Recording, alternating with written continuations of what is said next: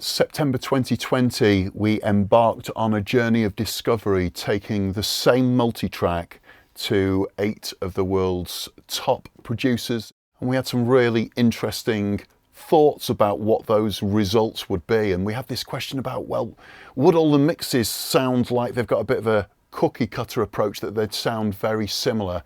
As you're going to hear in this screencast, nothing could be further from the truth. The results are significantly different in almost all respects. And that's what we're going to be discussing in this video. Comparing and contrasting the different qualities of these mixes, but not in a way that it's a shootout, because let's face it, these are 8 of the world's top producers that are Grammy award-winning, highly revered producers that have got their own production techniques to work for them, that gives them their productions with their own sonic identity.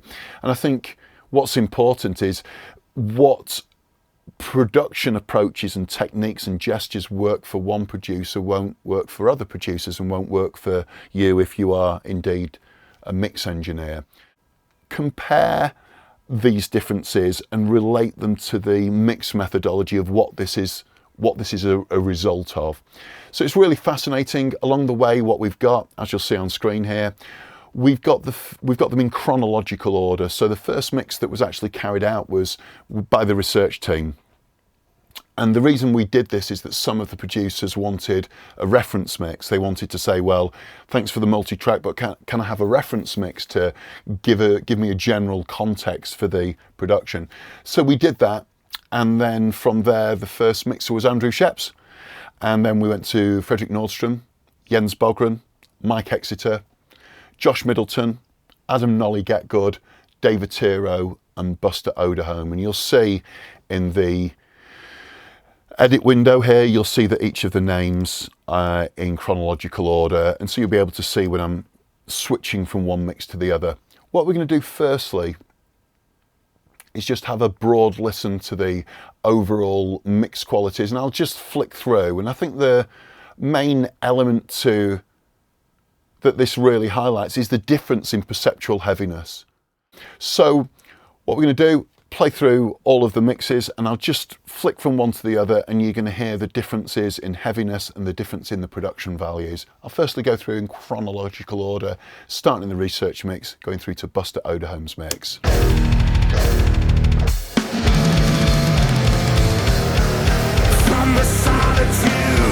Andrew Scheps.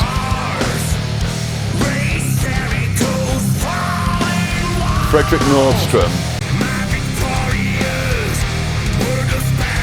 Jens Bogren.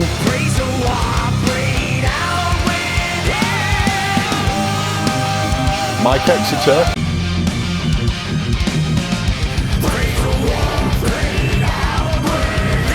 Josh Middleton.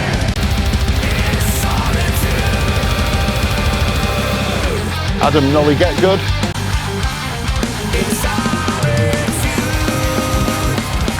David Tiro. Buster Odeholm. Back to the research team mix.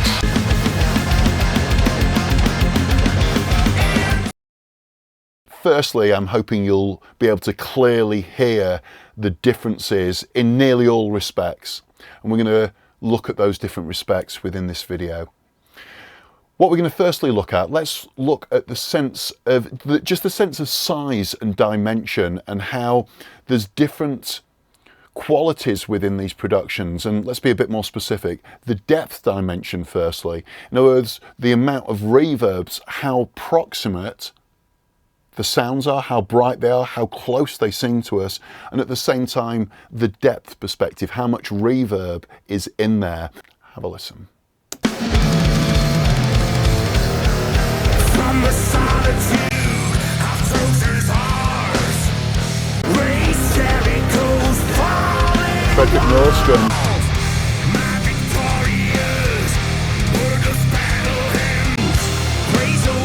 What I'll just do here is look at the comparisons, and we can take a particularly bright mix, one that's very, very aggressive, really in your face. For example, Buster Odeholm. From the solitude of Trojan's hearts. Then to Andrew Scheps.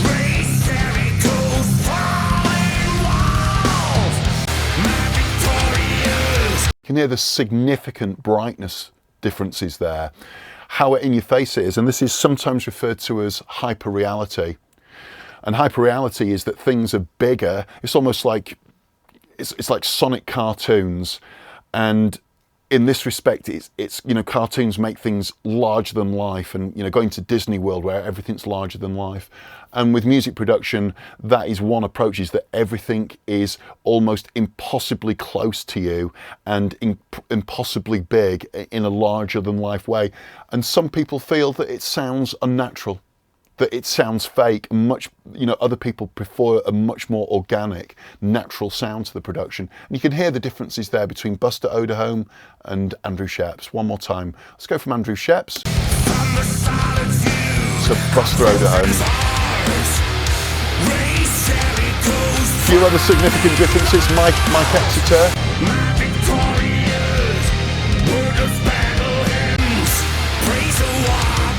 You can just hear the significant differences in brightness. Let's also now look at reverb. Let's look at a few other elements. Let's go from Andrew Scheps, and we'll go from Andrew Scheps to Frederick Nordstrom.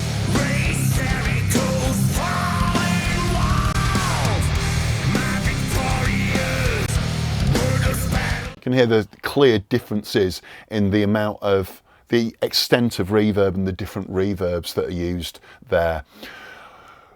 Obviously, similar differences if you listen to Josh Middleton, to David Tiro,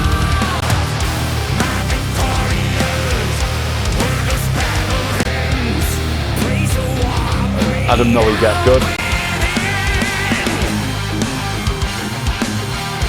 Jens Bogren, to Mike Exeter. And if you want to highlight these differences in the depth dimension even more, then listen on headphones, and you'll really hear these reverb tails a lot closer on headphones. That'll really highlight those differences. Let's move on. Let's move on to low end qualities. We've looked at proximity and we've looked at the depth dimension, and let's look at sonic weight, the low end. And this is again something that you'll hear some really clear differences. We'll start with Adam Nolly Getgood. A lot of you will know about Nolly. He's a bass player, and the extent of attention in the multi-track to the bass sound and the bass tone on Adam's was very significant in the amount of attention that he gave to the bass. Let's have a listen to Adam Nolly Getgood, and then we'll jump directly to the research team mix. And you should be able to see on screen, hopefully you'll be able to see in these areas here, which mix we're jumping to, and just listen to the differences in the low end. So mainly the kick and the bass, but also the low end of the guitars. Let's have a listen.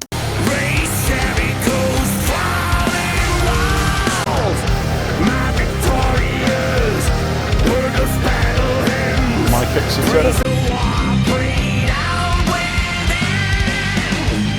Jens Bogren, Buster Odeholm,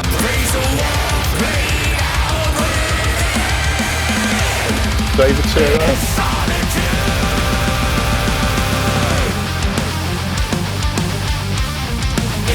research team mix.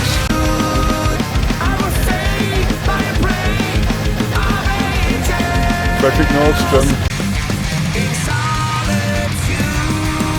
Andrew Scheps. What you'll hear is a difference in how forceful the low end is and how present in the mix it is. What you'll probably notice, and this is quite interesting, is that the level of the kick drum on Mike Exeter and Andrew Scheps is definitely further back. It's almost more of a rock mix than a metal mix. And if you listen to, for example, the difference between Andrew Sheps's kick drum, let's have a listen on the intro verse section here. So that's Andrew Sheps's, and then listen to the kick level on Buster, comparing it to Buster Odeholm or indeed David Tiro's. So starting with Andrew Scheps, then to Buster, then to David Tiro.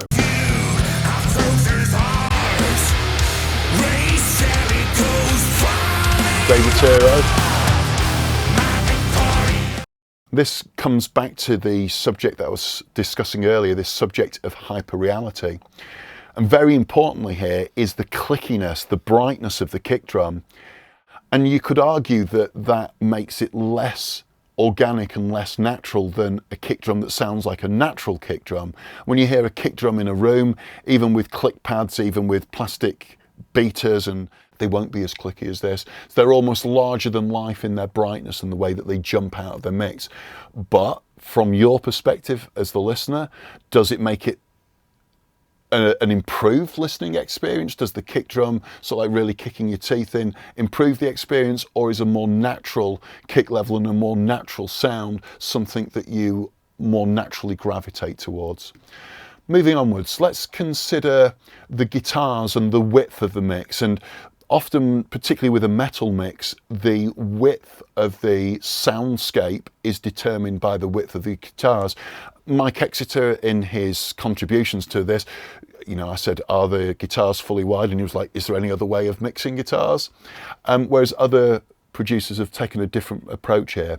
What's worthy of mention here is that the producers had the option of multiple different guitar sounds, but of 4 performances. Some producers only opted to use 2 guitars.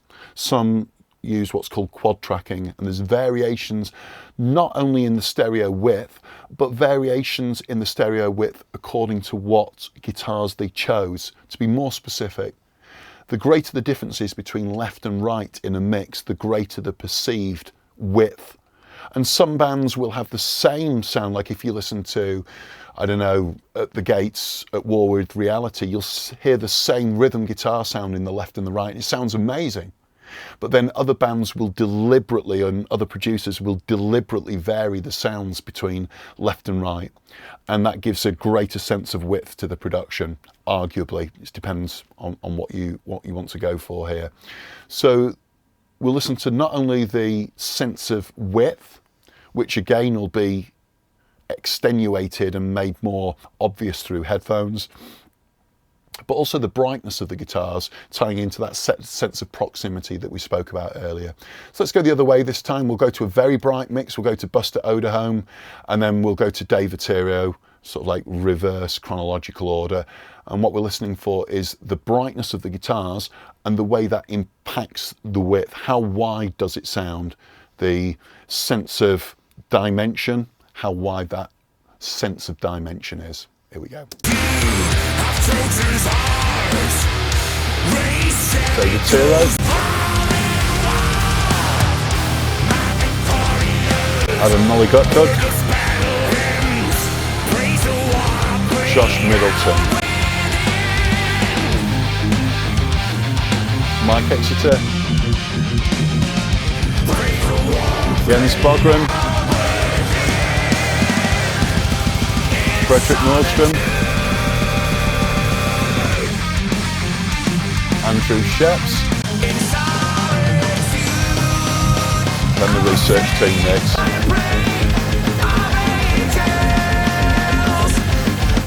So although we've been listening to the guitars within the context of the mix, because obviously that's mainly the context within which we normally hear the guitars, there is a section within the song, comes in around 2.5 minutes just after that, where there's a solo guitar riff which allows you to more easily analyse the different tones of the guitars, brightness levels, how they're panned, etc. And we can quickly listen to this section here. We'll start with Jens Bogren, Andrew Scheps, research team mix. You can hear the different panning approach that I've gone for there, and I've really gone towards one speaker rather than the impact of both speakers having the guitars, and you can hear it's more heavily panned over to the left. Mike Exeter, Josh Middleton, Molly, David Tiro, Buster Odeholm.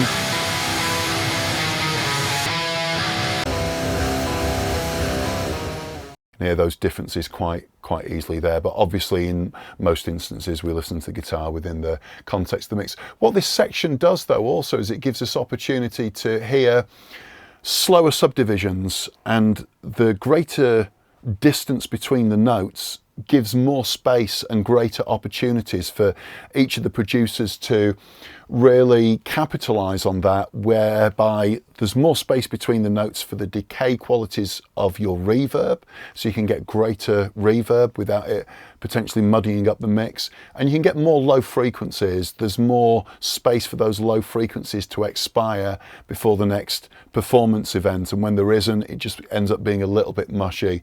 You know, as an extreme example, imagine a blast beat with a Def Leppard snare drum. It just becomes a mush of sound.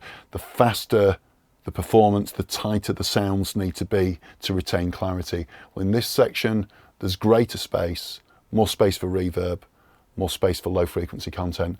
Let's have a listen to how these producers optimized and delivered that low frequency and spatial qualities within their mix. So that's the research team mix. So we're going to move on to making some comparisons with the ways that these different producers have presented the drums. And there's a critical consideration with drums here that I just want to introduce before we start having a listen to the results of these mixes, and that is the subject of cohesion.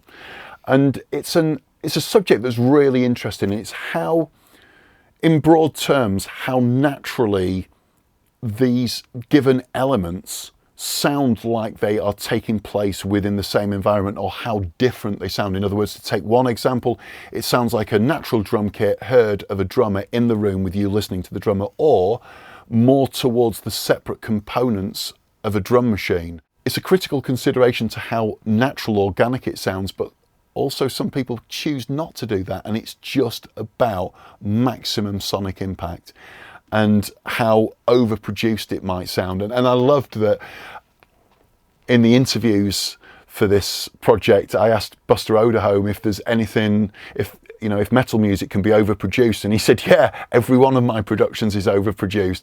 Everything, every tiny little element like the hi-hat or each tom is optimized to give it maximum sonic impact. And so when you listen to this, it's not just how each drum component sounds on their own, it's how the drum kit sounds as a whole, and the significance there, significant differences. So let me give you an example. Let's start with Jens Bogren. And Jens has got a real sense of cohesion between the kick and snare, because he's very closely matched up the levels of brightness within each. Just have a listen to Jens's mix and just have a listen to that. So we're listening to kick and snare.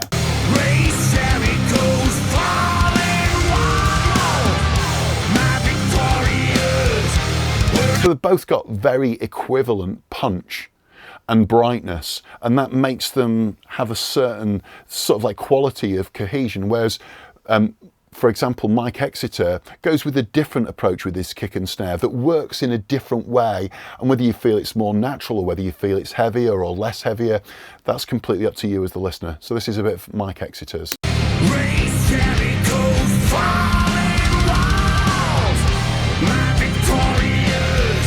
Likewise, if we then go to, real hyperreality with Buster Odeholm's.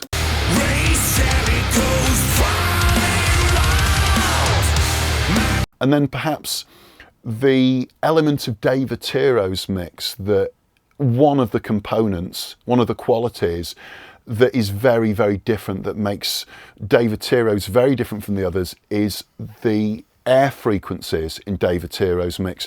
There's this very controlled but very, very significant sense of the air frequencies, sort of like 10k upwards, particularly around 12, 13k. Just have a listen to Dave Attiro's mix and listen to those upper frequencies.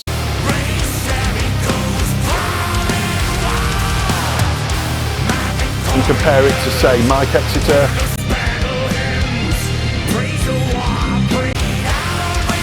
Significant differences. Andrew Scheps. You can hear the differences in those high frequencies. Also the sense of reverb. Let's just listen to the different reverb in the mix from, say, Frederick Nordstrom's. Now let's jump to Adam Nolly Getgood's. Here, have a listen. That's Frederick's. This is Nolly's. But what you'll hear in each instance is you can't assess these qualities in isolation. You hear it as informed by every other bit of the mix. So the guitars will impact how you hear the cymbals, which will impact how you hear the kick and the snare, and it's fascinating, it really is. Let's just look at a couple of other elements of the drums. So let's just compare the toms in this given section, and again, a way to get more cohesion between your drums is for your toms to have the same sort of spectral footprint, if you will, as the kick drum. If your kick's very dark and punchy in the lows, then your toms would have the same. Or if your kick's very clicky and bright, then your toms should have the same qualities. Obviously, the snare's different. It's the only component of the kit with the snare wires, but really your kick and your toms from a shell perspective, you'd get more cohesion by having similar levels of brightness. But just listen to the impact. We'll just go couple of seconds before this tom section and listen to the different ways that the producers have presented the toms. Starting with Andrew Scheps. Let's start with the research team mix. Here we go.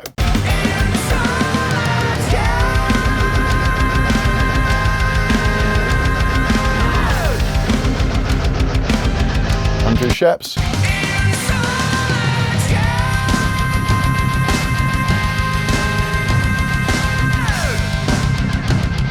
You can listen to the sense of width with the drums as well. What's interesting is Mike Exeter changes his panning with his toms with almost every fill, depending on how many toms there are in the fill. He optimised the stereo width for that, which is really interesting. So let's have a listen to Mike Exeter's there.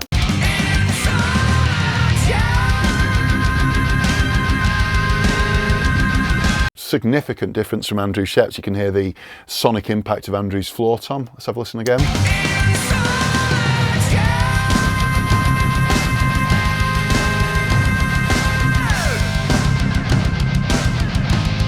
Same with Frederick Nordstrom's.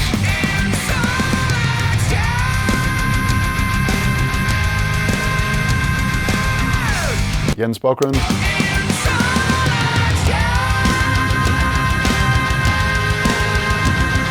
Josh Middleton.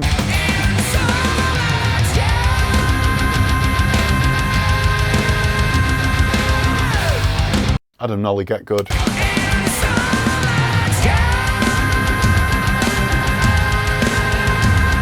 What you'll also hear here, which is fascinating, is the different producers have taken a different option with the panning of the toms. So most of the producers have panned what's called audience perspective, as if you're looking at the drummer. So in this instance, the toms with a regular right-handed drummer will go from right to left. As you're looking at the drummer would go around the toms and they would go right to left. And this is similar how we get the toms usually panned live, again with a regular right-handed drummer. Adam Nolly Getgood prefers what's referred to as drummer perspective panning, and what you'll hear here is that it's as if the drummer is behind the kit, and so the floor tom and the third tom here is from the right of the mix. Let's have a listen to Nolly's mix again. This side. Quick listen to David Tiro.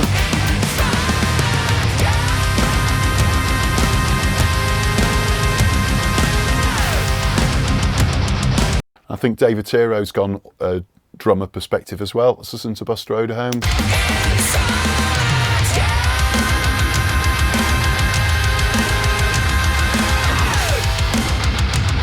So you can hear the different panning, you can hear the different levels of brightness and the differences between the, the kick and the toms with all of these. So pretty much the other aspect with all of these is to consider is the amount of reverb on the drums, and the amount of reverb can add to this sense of cohesion. But if you get a chance, if you do access all of these files, go through with headphones on and listen to the way that the producers have introduced reverb into the drums and how that makes it sort of get pushed away from the listener. That puts up this subtle barrier between the listener and the sound, which reverb does, or whether it's a bit more up front and a bit more drier and a little bit more in your face. It's really, really interesting. But let's move on to bass. We're listening to a really good mix. The first quality of a great mix is clarity, and particularly with metal music, as Colin Richardson says, you're always looking for clarity. And we've just listened to the toms. Let's now listen to the bass on the same section. And you'll hear on Fredrik Nordstrom's mix, particularly from the lows, you'll hear the bass quite clear on the bottom end. Let's have a listen.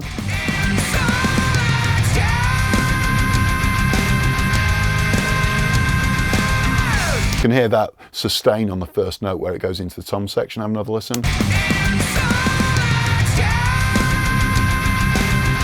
Compared to Andrew Scheps. And the bass is similarly present in Andrew's mix, but in a different place in the spectrum, which just gives it a different impact. Let's jump to Adam's. Adam spent a significant time on his bass sound here with 5 different signals that were bringing different qualities to the mix. But listen to Adam's on the same section.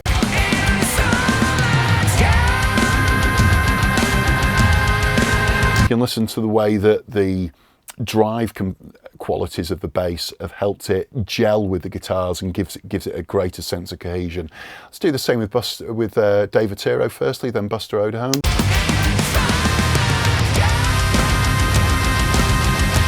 Buster Odeholm.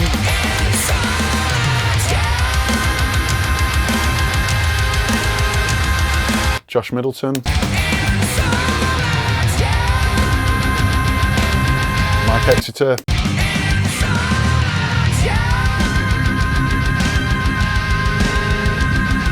Jens Bogren.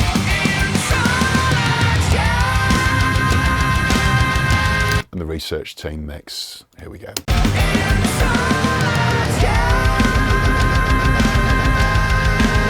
So all of those differences, you can hear different senses of drive and distortion within the low end of the bass. What's fascinating is that Buster distorts the low frequencies of the bass, something that I was fascinated to see because that's not something I do, is I like to keep the low end clean. I kind of tend to find muddy frequencies in the lows and abrasive frequencies in the highs, but Buster's bass sound is absolutely phenomenal on this. So it's very, very interesting how each of the producers presents it differently. And again, if you get a chance to listen through, listen to the note definition, how the note pops out on various sections of the mix. Like there's different bass runs that you'll find.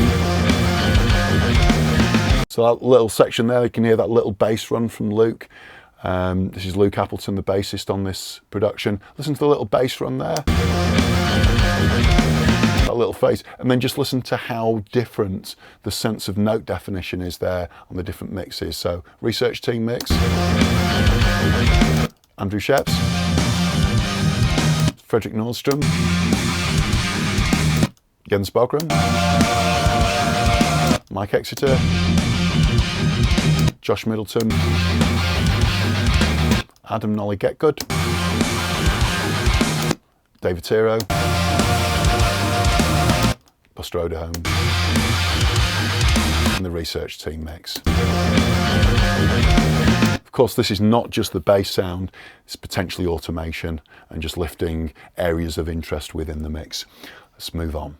So let's move on to the guitars. We've already considered the guitars from a brightness and a proximity perspective. Let's just quickly listen to the sense of low end weight and the level within the mix, how they're balanced, and the impact on the rest of the mix is really significant. It impacts the vocal as well, and if you get a chance to come back and listen to the vocal or listen to the vocal when we're playing these different sections, I'll play a different portion of the mix here, and we'll listen to this section here,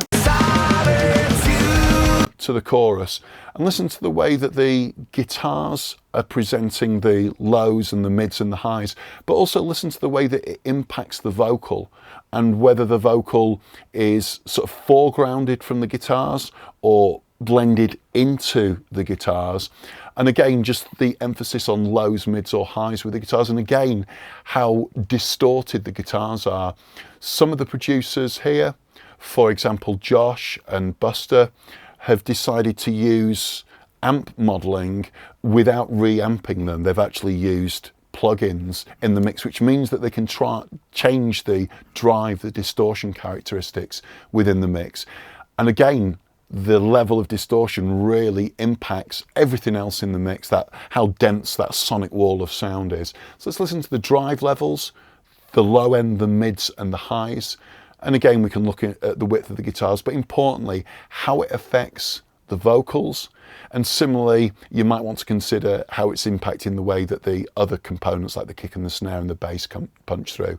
So we'll do this in reverse chronological order. We'll start with Buster and go through to the research team mix. This is Buster going to Dave Attiro. Hear how bright and aggressive those guitars are.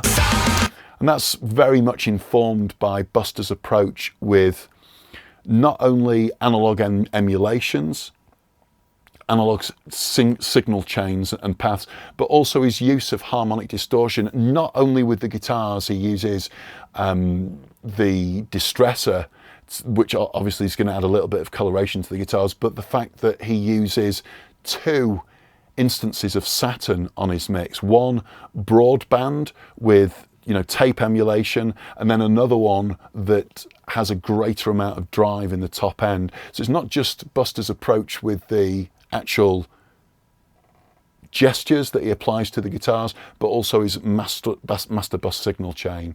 So again, let's go from Buster to Dave Attiro and keep going. Dave Attiro.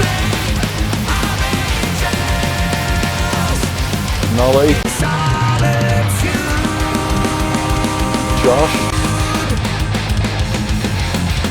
Mike Exeter. Jens Bogren.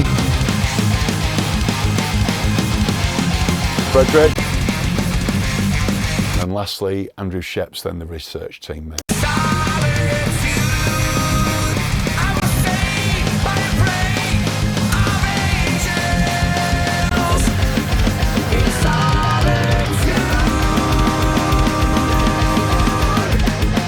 It's really interesting. So here you'll hear with Jens's mix, what Jens has done is he's actually clearing space for the vocal by slightly ducking the guitars, not in a way that you'd notice, or hopefully not notice, I don't believe you do, slightly ducking the guitars when the vocals are in. When the vocals aren't in, they just slightly rise up in level, and he's really cleared out space for the vocal. You can clearly hear that in his vocal presentation. Just listen one more time.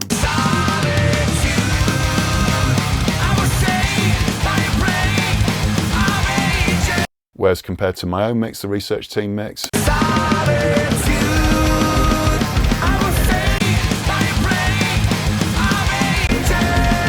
a very different vocal sound that's impacted by the way that the guitars are presented within the mix.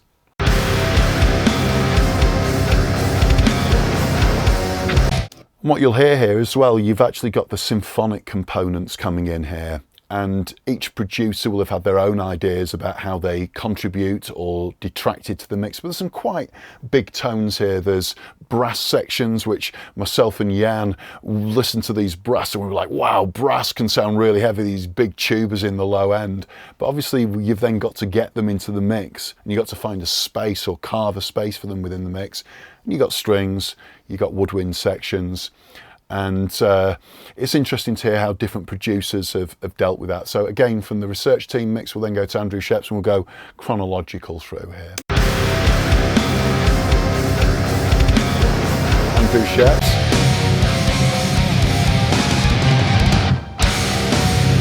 Frederick Nordstrom.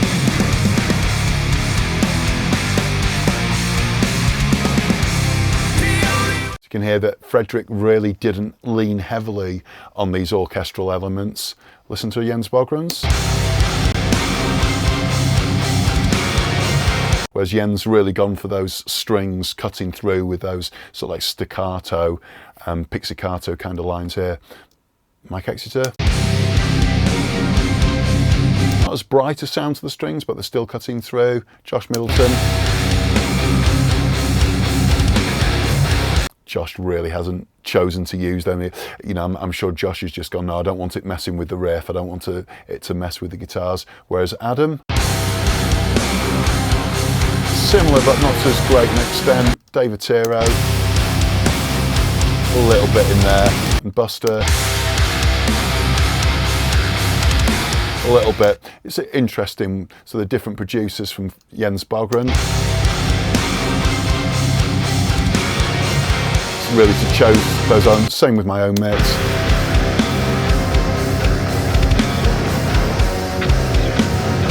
But not as much as Jens. And again, it changes the heaviness quotient, if you will, within this section. And then later on, we've got the vocals coming in. And there's vocal harmonies here, and the different producers have chosen different approaches with these vocal stacks.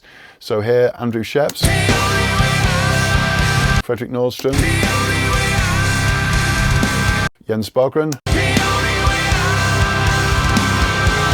Mike Exeter,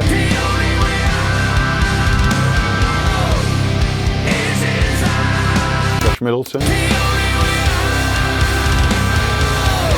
Adam Nolly Getgood, you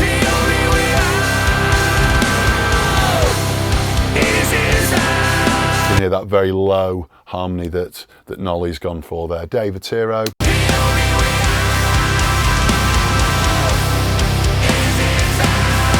got a reasonable amount of the BV harmonies there, and Buster Odeholm. Buster has also gone with the lower harmony quite significantly there.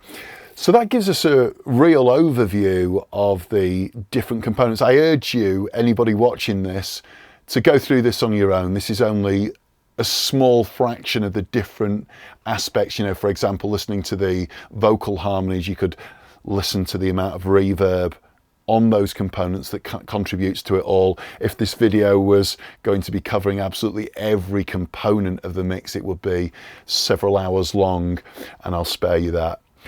Last thing to consider though is the sort of funnel, if you will, where all of the multi-track go to, all of those components go to, which is the master bus, and the different impacts that those master bus approaches have. So busters, as I've already mentioned, on the instrument bus, not the vocals and not the orchestration or the synths in the track. It's got 2 layers of the Saturn plugin by FabFilter, adding saturation to the mix, and that clearly impacts all of those qualities. So you will very, very clearly hear this sense of aggression and distortion and brightness in Buster's mix, compared to Mike Exeter, who really didn't lean heavily. He wanted a more organic approach to when he did his mix, the way it was kind of compressed and processed on the master bus. And you'll hear, you know, with different producers in different ways. And it's important to say that it's not just the individual mix gestures, it's the gestures that they apply to the overall mix. And again, it's just important to say that it's not just individual processing or drum group component, it's the funnel that all of these eventually goes through on the master bus that has impacted these mixes differently and in different ways. I'm sure you'll agree, there's huge differences between these mixes, and I urge you to listen to those differences, analyze those differences, and then go one step further. And if you can, start mapping those differences to the approaches, the mix approaches used by each of these different mix engineers. And then you'll be able to map the outcomes to what the processing approaches of these original producers were. It's absolutely fascinating. I've done it myself, and it's absolutely fascinating. Thank you very much for watching.